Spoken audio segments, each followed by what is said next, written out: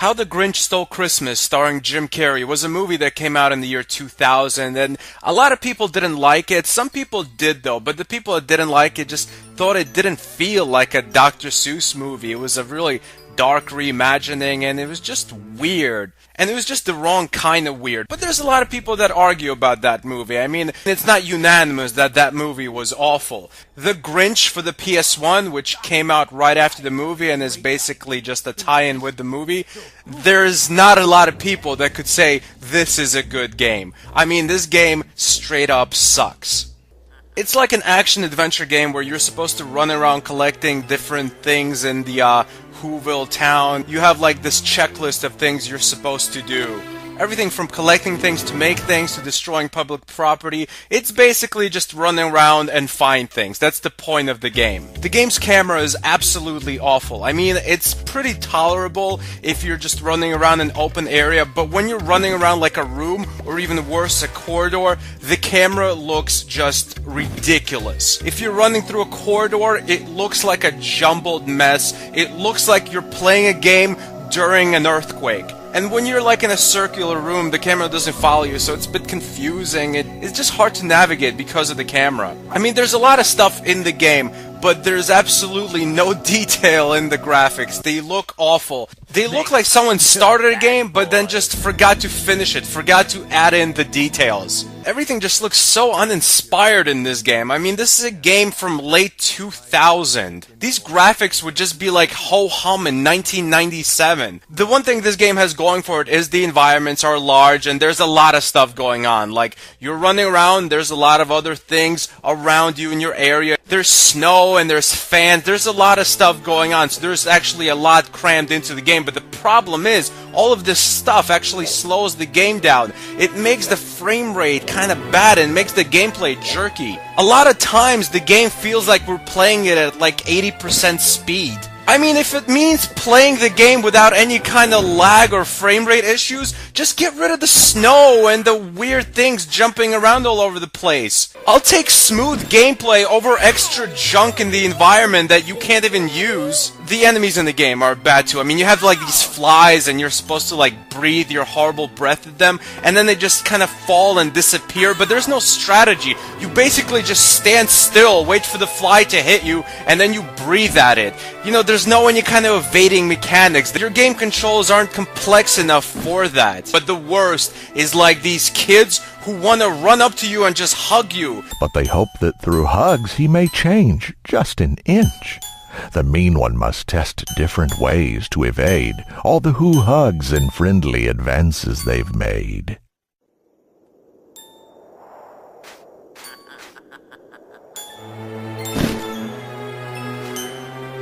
Hey! Who are you, Big Daddy? Did that kid just say, "Hey, Big Daddy," as he ran up and started to hug me? How come children in a game made for children have the same dialogue as prostitutes in GTA? These kids are the worst. They just grab onto you, and then you have to jerk your directional buttons left to right to just push the little kid off and then run away. Luckily for me, the enemies are just horrible. They have like no line of sight, or they just have absolutely no will. Because if you run like 10 feet away from any enemy, the enemy will just absolutely stop chasing you. It's like there's no challenge in this game. I literally have never died. I don't even know how to die. I mean, maybe if I just stand there and let the fly continually hit me. I never tried it. There's no need to. Oh, and of course, what awful game would be complete without its share of horrible glitches? Falling through the floor into another weird dimension while trying to get into a phone booth to change your clothing? Check!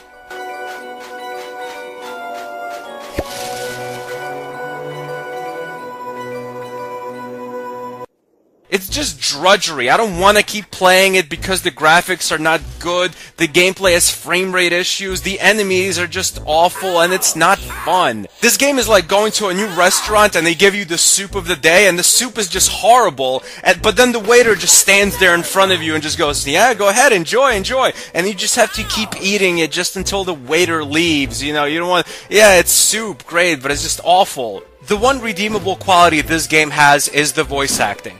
The guy who narrates this game's story during the cutscenes is just absolutely fantastic. He is a joy. He is the light in the dark abyss that is this game. It's way down in Whoville that all Who folk reside. They're hugging and kissing the mean Grinch can't abide. Max the brown dog is the mean one's right-hand mate. He obeys Grinchy orders, does not question his fate. This pup boldly ventures where the green one cannot. He approaches Who's strangers, explores a small spot. Like, every time I get to a part where the game goes to a cutscene and he starts talking, I'm like, yes! I don't have to play the game for a few short seconds. It's like this game should have just been a cartoon with that narrator. That would have been worth the money they were asking for the game. No gameplay. Just let's have the entire game be about 2 hours of cutscenes with that narrator. And you know, that's a pretty sad statement to make about a game where the whole point is for it to be an interactive adventure. Oh, and also you can play as the Grinch's dog to get into small spaces the Grinch can't. Luckily for us, the dog can't really do much but run around, so it saves us the trouble of just more bad game physics. And this is just a bad game. I mean, it's not absolutely horrible, it's not the worst PlayStation game ever made, but it's somewhere in the level of, like, The Mummy. The Grinch for the PS1 gets an official Stan Birdman rating of a 4 out of 10. Thanks for watching. Goodbye, my friends. Press the action button to cause Grinchy effects. This guarantees you'll be a pain in Who Next.